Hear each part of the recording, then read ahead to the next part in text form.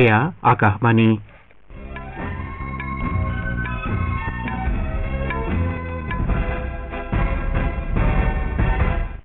বাতৰি পঢ়িছো সমুজ্জ্বল ভৰদ্বাজে। এতিয়া প্ৰধান বাতৰিসমূহ হ'ল ৰাষ্ট্ৰপতি শ্ৰীমতী দ্ৰৌপদী মুৰ্মুৱে কালি দিল্লীৰ ৰাষ্ট্ৰপতি ভৱনত সন্মানীয় পদ্ম বঁটাসমূহ প্ৰদান কৰে। লোকসভা নিৰ্বাচনৰ বাকী 4টা পৰ্যায়ৰ বাবে প্ৰচাৰ অভিযান ক্ৰমাৎ তীব্ৰতৰ হৈ উঠিছে। বিজেপিৰ জ্যেষ্ঠ নেতা তথা কেন্দ্ৰীয় প্ৰতিৰক্ষা মন্ত্ৰী ৰাজনাথ সিঙে কৈছে যে বিজেপিয়ে সমৃদ্ধিশালী তথা জ্ঞান বিজ্ঞান আৰু আধ্যাত্মিকতাৰ ক্ষেত্ৰত গোটেই বিশ্বক নেতৃত্ব প্ৰদান কৰিব পৰা ভাৰত গঢ়ি তুলিব বিচাৰে।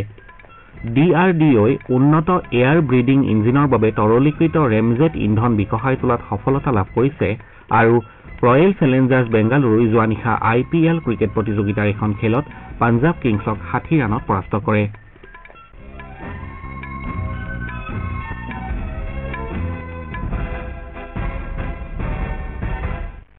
এতিয়া শুনক বিতং বাতৰি। ৰাষ্ট্ৰপতি শ্ৰীমতী দ্ৰৌপদী মুৰ্মুৱে কালি দিল্লীৰ ৰাষ্ট্ৰপতি ভৱনত সন্মানীয় পদ্ম বঁটাসমূহ প্ৰদান কৰে। শ্ৰীমতী মুৰ্মুৱে প্ৰখ্যাত শিল্পী ডক্টৰ বৈজয়ন্তীমালা বালি আৰু তেলেগু চলচ্চিত্ৰ অভিনেতা কনিদেলা চিৰঞ্জীৱীক পদ্ম বিভূষণ সন্মানেৰে সন্মানিত কৰে। আনহাতে এছিয়াৰ প্ৰথমগৰাকী উচ্চতম ন্যায়ালয়ৰ মহিলা ন্যায়াধীশ M ফাতিমা বিবিক মৰণোত্তৰভাৱে পদ্মভূষণ প্ৰদান কৰা হয়। বিশিষ্ট হৃদৰোগ বিশেষজ্ঞ ডাঃ অশ্বিন বালাচান মেহতা, প্ৰবীণ ৰাজনৈতিক নেতা O ৰাজাগোপালক এই সন্মান প্ৰদান কৰা হয়। একেদৰে আধ্যাত্মিকতাৰ ক্ষেত্ৰত আগবঢ়োৱা দৃষ্টান্তমূলক বৰঙণিৰ বাবে তোগদান ৰিনপছেক মৰণোত্তৰভাৱে পদ্মভূষণ প্ৰদান কৰা হয়।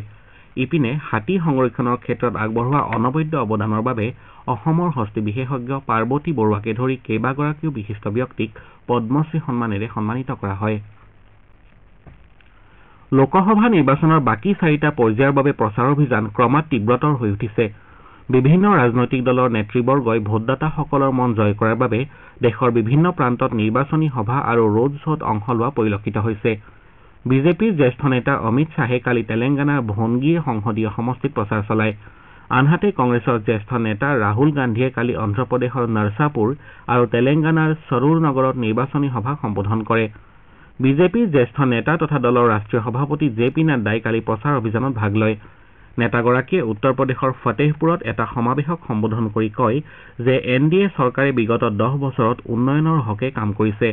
শ্ৰীনাড্ডাই কালি চিত্ৰকূটত এটা ৰাজনৈতিক সমাৱেশতো অংশ লয়। আনহাতে সমাজবাদী পাৰ্টীৰ মুৰব্বী অখিলেশ যাদৱে কালি বাহৰেইচত এখন নিৰ্বাচনী সভাত ভাষণ দিয়ে। শ্ৰীযাদৱে কয় যে বিজেপিয়ে খেতিয়ক আৰু যুৱ প্ৰজন্মৰ বিৰুদ্ধে কাম কৰি আছে। নেতাগৰাকীয়ে ঢৌৰহাৰা আৰু লখিমপুৰ খেৰী সমষ্টিতো প্ৰচাৰ চলায়।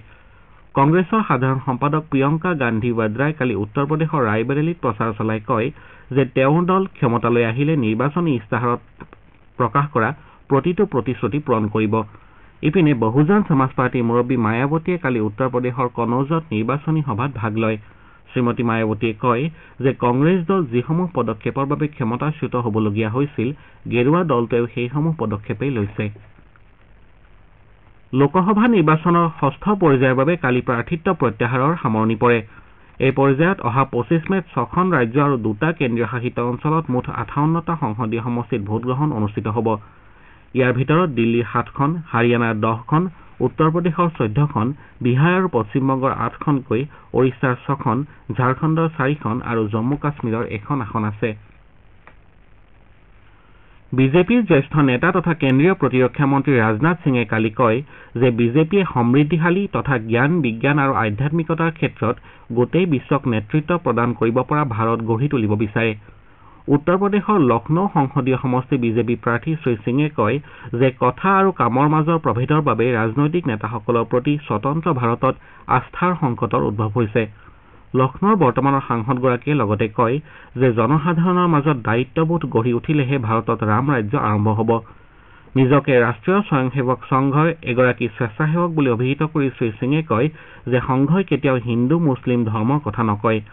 বিজেপিয়ে ভাৰত গঢ়াৰ বাবেহে ৰাজনীতি কৰে বুলিও তেওঁ মন্তব্য কৰে। প্ৰতিৰক্ষা মন্ত্ৰীগৰাকীয়ে কয় যে বিজেপি চৰকাৰে ভেদাভেদ নকৰাকৈ বিনামূলীয়া গেছ চিলিণ্ডাৰ, বাসগৃহ, নলযোগে খোৱা পানীৰ দৰে বিভিন্ন আঁচনিৰ সুবিধা প্ৰদান কৰিছে।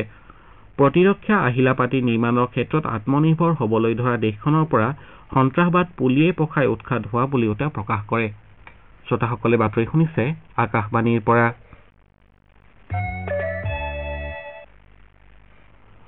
প্ৰতিৰক্ষা গৱেষণা আৰু উন্নয়ন সংস্থা DRDOই পৰীক্ষাগাৰত উন্নত এয়াৰ ব্ৰিডিং ইঞ্জিনৰ বাবে তৰলীকৃত ৰেমজেট ইন্ধন বিকশাই তোলাত সফলতা লাভ কৰা বুলি প্ৰকাশ কৰিছে। প্ৰতিৰক্ষা গৱেষণা আৰু উন্নয়ন পৰীক্ষাগাৰত কালি এই ইন্ধনৰ পৰীক্ষা সফলতাৰে সম্পন্ন কৰা হয়। তেহৰানে জব্দ কৰা আৰু ইজৰাইলৰ সৈতে সম্পৰ্ক থকা জাহাজখনত থকা 5 গৰাকী ভাৰতীয় নাবিকক কালি মোকলাই দিয়া হয়। এয়া ভাৰতৰ বাবে বিশেষ কূটনৈতিক সাফল্যৰূপে পৰিগণিত হৈছে। ভাৰতীয় দূতাবাসে নাবিককেইগৰাকীৰ তথ্য প্ৰকাশ কৰি বন্দৰ আব্বাছত থকা ভাৰতীয় দূতাবাস আৰু বাণিজ্যিক দূতাবাসৰ সৈতে ঘনিষ্ঠ সমন্বয় বৰ্তাই ৰখাৰ বাবে ইৰাণৰ কৰ্তৃপক্ষক ধন্যবাদ জ্ঞাপন কৰিছে। ইৰাণে ইজৰাইলৰ সৈতে সম্পৰ্ক থকা মালবাহী জাহাজখন 13 এপ্ৰিলত জব্দ কৰিছিল। জাহাজখনত 17 গৰাকী ভাৰতীয় নাগৰিক আছিল। বিদেশ মন্ত্ৰালয়ে কৈছে যে চালক দলৰ 17 গৰাকী ভাৰতীয় সদস্যৰ ভিতৰত এগৰাকী নিৰাপদে দেশলৈ উভতি আহিছে আৰু বাকী কেইগৰাকী সুৰক্ষিত আছে। মন্ত্ৰালয়ে লগতে চুক্তি সম্পৰ্কীয় বাধ্যবাধকতা সম্পূৰ্ণ হোৱাৰ পাছত তেওঁলোকক মোকলাই দিয়া হ'ব বুলি জানিবলৈ দিছে। ভাৰতত থকা ইৰাণৰ ৰাষ্ট্ৰদূত ইৰাজ ইলাহীয়েও MSC এৰিজ নামৰ জাহাজখনৰ চালক দলৰ সদস্য আৰু ভাৰতীয় নাগৰিকসকলক আটক কৰা হোৱা নাই বুলি প্ৰকাশ কৰিছে। ভাৰত ভ্ৰমণলৈ অহা ব্ৰিটেইনৰ ৰাষ্ট্ৰীয় নিৰাপত্তা উপদেষ্টা টিম বেৰই কালি দ্বিপাক্ষিক সম্পৰ্ক ত্বৰান্বিত কৰাৰ উদ্দেশ্যে বিদেশ মন্ত্ৰী ডক্টৰ এছ জয়শংকৰ আৰু ৰাষ্ট্ৰীয় নিৰাপত্তা উপদেষ্টা অজিত ডোভালক সাক্ষাৎ কৰে। ভাৰতত থকা ব্ৰিটেইনৰ উচ্চায়ুক্তই সামাজিক মাধ্যম Xত প্ৰকাশ কৰা অনুসৰি সাক্ষাৎকালত উভয় দেশৰ সৰ্বাত্মক কৌশলগত সহযোগিতা অধিক শক্তিশালী কৰি তোলাৰ লগতে আন্তঃৰাষ্ট্ৰীয় সুৰক্ষাৰ সৈতে জড়িত প্ৰত্যাহ্বানসমূহৰ সন্দৰ্ভত মত বিনিময় কৰা হয়। টিম বেৰো আৰু শ্ৰী ডোভাল আজি নতুন দিল্লীত বাৰ্ষিক ব্ৰিটেইন ভাৰত কৌশলগত আলোচনাৰ বাবে বৈঠকত মিলিত হ'ব। প্ৰযুক্তি আৰু নিৰাপত্তাৰ লেখীয়া গুৰুত্বপূৰ্ণ ক্ষেত্ৰসমূহত দ্বিপাক্ষিক সহযোগিতা বৃদ্ধিৰ লক্ষ্যৰে আয়োজিত ভাৰত ব্ৰিটেইন কৌশলগত আলোচনাৰ বাবে ব্ৰিটেইনৰ ৰাষ্ট্ৰীয় নিৰাপত্তা উপদেষ্টাগৰাকী ভাৰতলৈ আহিছে। ৰয়েল চেলেঞ্জাৰ্ছ বেংগালুৰু যোৱা নিশা হিমাচল প্ৰদেশৰ ধৰমশালাত অনুষ্ঠিত IPL ক্ৰিকেট প্ৰতিযোগিতাৰ এখন খেলত পাঞ্জাৱ কিংছক 60 ৰানত পৰাস্ত কৰে। পাঞ্জাৱ কিংছে 242 ৰানৰ বিজয় লক্ষ্যৰে খেল আৰম্ভ কৰি 17 অভাৰত আটাইকেইটা উইকেট হেৰুৱাই 181 ৰানহে কৰিবলৈ সমৰ্থ হয়। পাঞ্জাৱৰ হৈ ৰিলি ৰছুৱে সৰ্বাধিক 61 ৰান কৰে। ৰয়েল চেলেঞ্জাৰ্ছ বেংগালুৰুৰ মহম্মদ চিৰাজে 3টা উইকেট দখল কৰাৰ বিপৰীতে স্বপ্নীল সিং, কৰ্ণ শৰ্মা আৰু লকি ফাৰ্গুছনে 2টাকৈ উইকেট লাভ কৰে। ইয়াৰ পূৰ্বে ৰয়েল চেলেঞ্জাৰ্ছ বেংগালুৰুই প্ৰথমে বেট ধৰাৰ আমন্ত্ৰণ লাভ কৰি নিৰ্ধাৰিত 20 অভাৰত 7টা উইকেটৰ বিনিময়ত 241 ৰান কৰে। বেংগালুৰুৰ হৈ বিৰাট কোহলীয়ে মাত্ৰ 47টা বলত 92 ৰান কৰে। ৰজত পাটিদাৰে 55 ৰানৰ বৰঙণি আগবঢ়ায়। পাঞ্জাৱৰ হৈ হৰ্ষল পেটেলে 3টা উইকেট লাভ কৰে। বিৰাট কোহলীক প্লেয়াৰ অব দ্য মেচ হিচাপে ঘোষণা কৰা হয়। কোহলীয়ে কালিৰ প্ৰদৰ্শনৰ পাছত পাঞ্জাৱ কিংছৰ বিৰুদ্ধে IPL ক্ৰিকেট প্ৰতিযোগিতাত 1000 ৰান অতিক্ৰম কৰে আৰু এই প্ৰতিযোগিতাৰ ইতিহাসত 3টা প্ৰতিদ্বন্দ্বী দলৰ বিৰুদ্ধে এনে কৃতিত্ব অৰ্জন কৰা প্ৰথমগৰাকী খেলুৱৈৰূপে পৰিগণিত হয়। কোহলীয়ে ইতিমধ্যে দিল্লী কেপিটেলছ আৰু চেন্নাই ছুপাৰ কিংছৰ বিৰুদ্ধে 1000 ৰান সংগ্ৰহ কৰিছে। কালিৰ ফলাফলৰ অন্তত ৰয়েল চেলেঞ্জাৰ্ছ বেংগালুৰু প্ৰতিযোগিতাৰ পইণ্ট তালিকাত 7ম স্থানত আৰু পাঞ্জাৱ 9ম স্থানত আছে।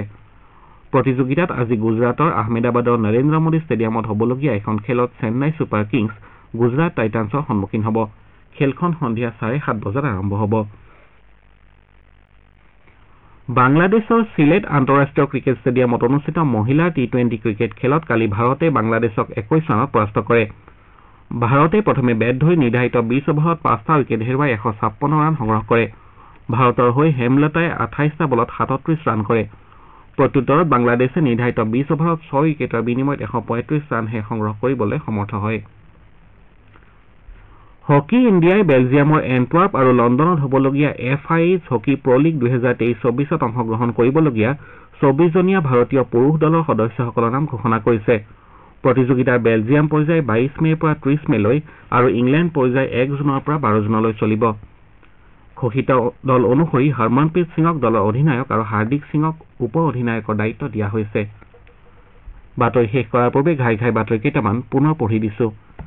ৰাষ্ট্ৰপতি শ্ৰীমতী দ্ৰৌপদী মুৰ্মুৱে কালি দিল্লীৰ ৰাষ্ট্ৰপতি ভৱনত সন্মানীয় পদ্ম বঁটাসমূহ প্ৰদান কৰে। লোকসভা নিৰ্বাচনৰ বাকী 4টা পৰ্যায়ৰ বাবে প্ৰচাৰ অভিযান ক্ৰমাৎ তীব্ৰতৰ হৈ উঠিছে আৰু ৰয়েল চেলেঞ্জাৰ্ছ বেংগালুৰুই যোৱা নিশা IPL ক্ৰিকেট প্ৰতিযোগিতাৰ এখন খেলত পাঞ্জাৱ কিংছক 60 ৰানত পৰাস্ত কৰে। আমাৰ এতিয়াৰ বাতৰি ইমানতে অন্ত পৰিল। নমস্কাৰ।